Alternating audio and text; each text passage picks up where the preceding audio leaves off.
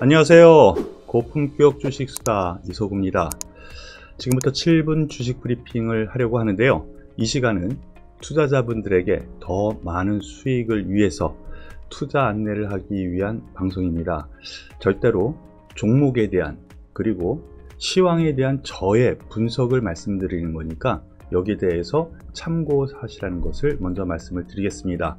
오늘은 쓴소리 한마디 하죠. 리스크 관리도 때론 필요하다라는 점을 말씀을 드리고 싶습니다. 시장이 아주 급등을 했었습니다. 지난 12월부터 지난주 초반까지. 그런데 작년 12월 달 처음 주식을 하신 주린이 여러분,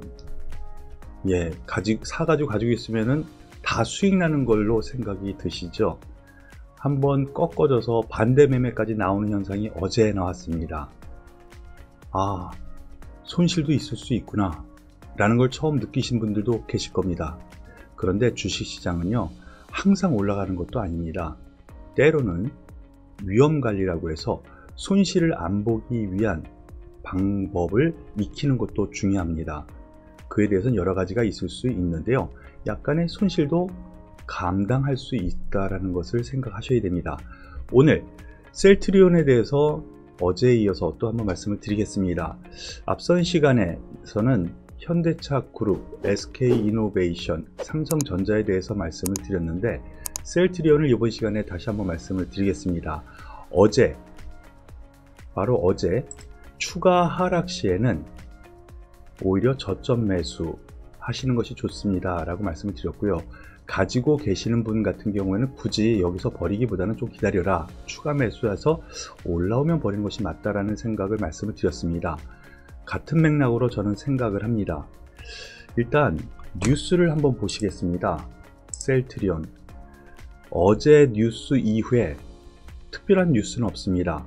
어제 뉴스 정부 식약처죠, 셀트리온 치료제 품목 허가 권고 라고 했는데 조건부 허가를 제안했어요. 바로 이 부분이 문제가 됐던 거거든요. 그런데 그러한 부분은 이미 제가 여기서 말씀을 드렸습니다. 바로 이때였죠. 이때부터 일단은 올라가는 대로 언제까지, 치료제 발표 날까지 기대치로 올라갈 테니까 그때를 이용해서 매도하는 것이 맞지 않을까라고 판단을 말씀드렸습니다. 그 이후 여기서부터 말씀을 다시 드리고 있는데요. 가지고 계신 분들 얼마나 마음이 아플까라는 생각에서 리뷰를 계속 해드리는 겁니다.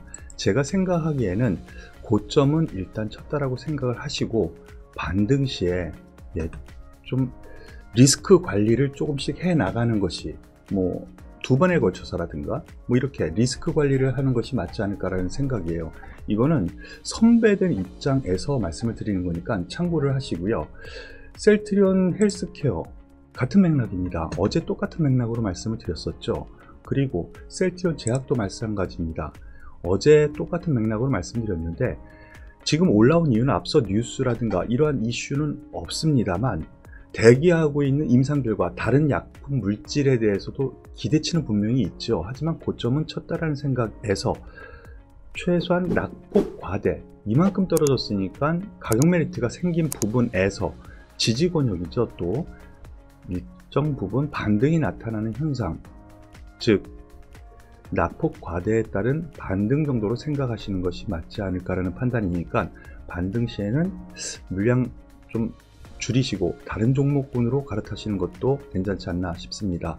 현금도 때로는 필요하다라는 거 다시 한번 말씀을 드리죠.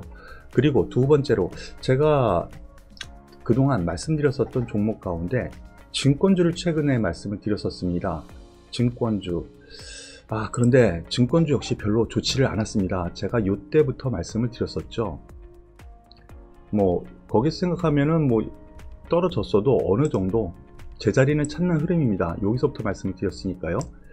키움증권 그리고 한화투자증권 두 종목을 말씀을 드렸었는데 시장 하락과 함께 같이 하락을 했습니다.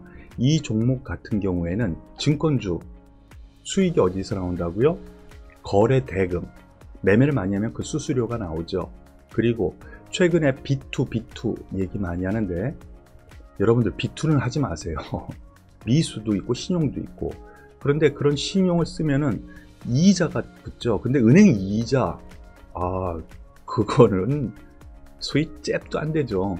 6%, 7% 많은데 9%까지 받아요. 신용이자가. 엄청난 이자죠.